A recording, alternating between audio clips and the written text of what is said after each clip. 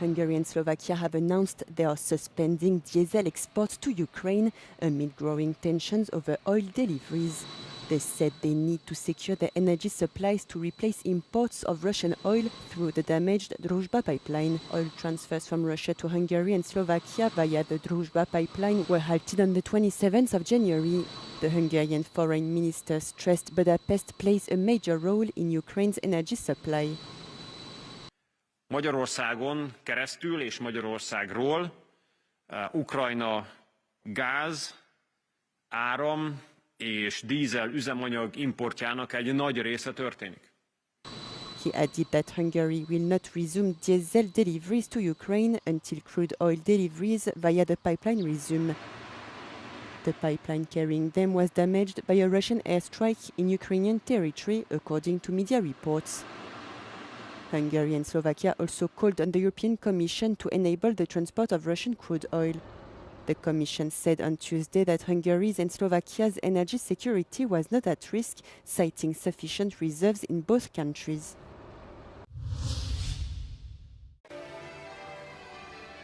Andrew Mountbatten Windsor was arrested on Thursday on suspicion of misconduct in public office during his time as UK trade envoy, police said. A statement released on Thursday morning did not name the former British royal, but said searches are being carried out at addresses in Berkshire and Norfolk, while a man in his 60s remains in police custody. Unmarked police cars were seen earlier on Thursday morning at Sandringham, where he has been living since leaving his home in Windsor. New revelations last week appeared to show Mountbatten Windsor sent convicted sex offender Jeffrey Epstein potentially confidential documents during his time as UK trade envoy. The Trump administration has helped Europeans stop hitting the snooze button and wake up, US Ambassador to the EU Andrew Puzder told Euronews. He hailed US Secretary of State Marco Rubio's call for greater alignment between the two in his speech at the Munich Security Conference as positive for the transatlantic alliance. Puzder also praised European progress in aligning its approach to migration policy with the US, pointing to what he thinks is one of Europe's key issues, the impact of mass migration. There's a difference between managed migration and mass migration.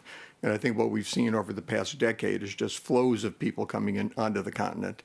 And the reaction has not been positive. And if you take a look at Frontex, when probed with numbers showing that migrants' arrivals in the EU have in fact declined compared with previous years, Puzder argued that Rubio was, quote, talking about the impact of the past mass migration and the civilizational challenge that poses. Ukraine and Russia wrapped up the second day of the US brokered talks in Geneva after just under 2 hours of talks on Wednesday. Ukrainian President Volodymyr Zelensky confirmed that the negotiations included 2 tracks, military and political. All 3 sides were constructive on the military track, he said. But the political track is more complex, Zelensky admitted. He said this aspect includes issues related to Ukraine's territories temporarily occupied by Russia. Russian chief negotiator Vladimir Medinsky called the talks difficult but practical. Russia-occupied territories of Ukraine remain the biggest sticking point in negotiations. Kiev maintains that freezing current positions offers the most realistic foundation for a ceasefire at this stage. But Moscow is demanding that Ukrainian forces withdraw from the Donbass as a precondition for any agreement. This demand includes parts of Ukraine's Donetsk and Luhansk regions, which Russia never controlled and still cannot occupy despite 12 years of attempts. Kiev has repeatedly rejected this request.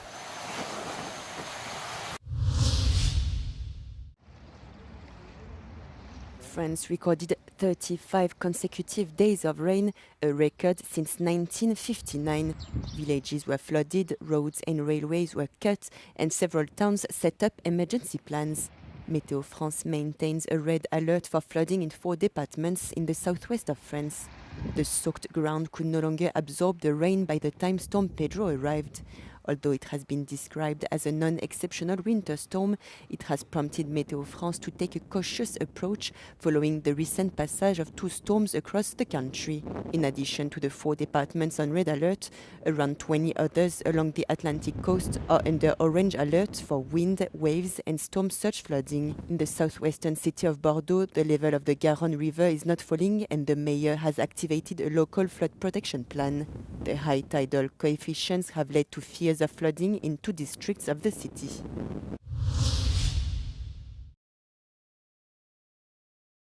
The European Central Bank has denied reports that its president, Christine Lagarde, would resign before the end of her term. Reports on Wednesday indicated Christine Lagarde could vacate her Frankfurt seat before the French elections in April 2027, month before her mandate expires in October 2027. The European Central Bank asserted that no decision has been made and that the president is focused on her mission in a response to Euronews. Lagarde would allow outgoing French President Emmanuel Macron and German Chancellor Friedrich Merz to oversee the appointment of her successor. With Macron constitutionally barred from running for a 3rd term, fears are mounting in Brussels and Paris regarding the rise of the far-right parties National Rally and the Alternative for Germany. Klaas Knot, the former Dutch central bank chief, and Pablo Hernández de Cos, the former governor of the Bank of Spain, are the most probable successor to Christine Lagarde, according to a Financial Times poll. Romania's highest court has ruled a law reforming pensions for judges and prosecutors is constitutional, with the bill now set to be signed into law by the president. The new legislation raises the retirement age from 50 to 65 and limits pensions to no more than 70% of the salary they receive in the final month of services. Nu ne mai putem permite să pensionăm oameni în deplinătatea forței fizice și intelectuale la 50, 51 sau 52 de ani. În luna martie vom veni cu un proiect de lege care va continua corecțiile. Această reformă deschide calea și pentru alte reforme care să taie din privilegii. Este o sumă totuși importantă, avem ce face cu suma respectivă în bugetul României, deci eu sper că nu am pierdut această sumă. The adoption of the draft law is necessary to access the EU funding through its Recovery and Resilience Funds, which amounts to 231 million euros. Am încredere că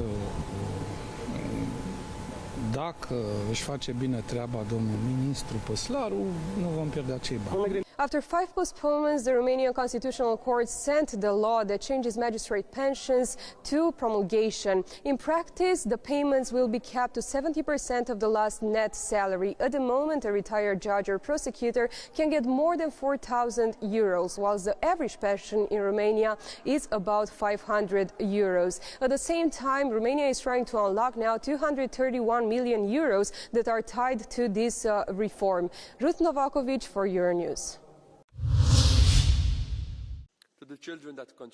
The European Commissioner for Sport has condemned the participation of Russian and Belarusian athletes in the Milan-Cortina Paralympic Games under their national flags.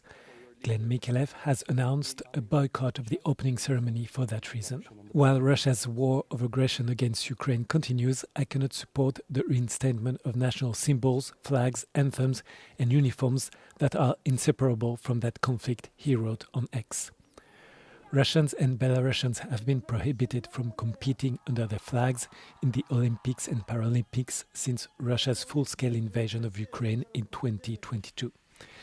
They are, however, allowed to participate as individual neutral athletes, a category that allows people who have qualified for the Games to join the competition under certain conditions, such as not actively supporting the invasion and not being contracted to the Russian or Belarusian military or national security agencies.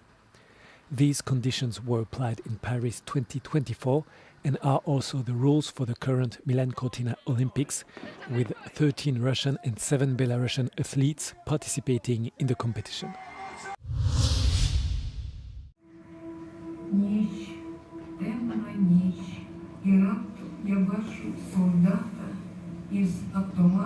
The Ukrainian embassy in Berlin falls silent as the trailer for the documentary film Traces plays. The film tells the story of 6 women who survived Russian captivity. They report on torture and sexual violence. The protagonists are also present at the event in Berlin. One of them is Irina. She talks about imprisonment, abuse, and trying to preserve her dignity.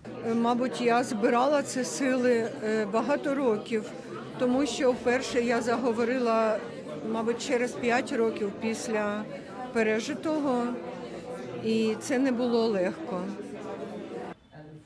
The film does not show explicit depictions of violence. Instead, the women return to places from their past, to houses that are partly destroyed, to walls with bullet holes, to devastated gardens. There they tell their stories. Director Alisa Kovalenko deliberately chose this form. And when I was in Kherson region, it was after the occupation, and I also saw these traces of this war, traces of Russian aggression everywhere. It was like minefields, burning fields, like destroyed houses, but also wounded people. But there are some wounds which were out, like we can see, visible and invisible. And I started to think about how we can build this actually coexistence of these visual traces and invisible traces. On the sidelines of the Berlinale, several civil society representatives at the embassy are supporting the women's initiative called SEMA, which fights against sexual violence as a weapon of war and supports those affected.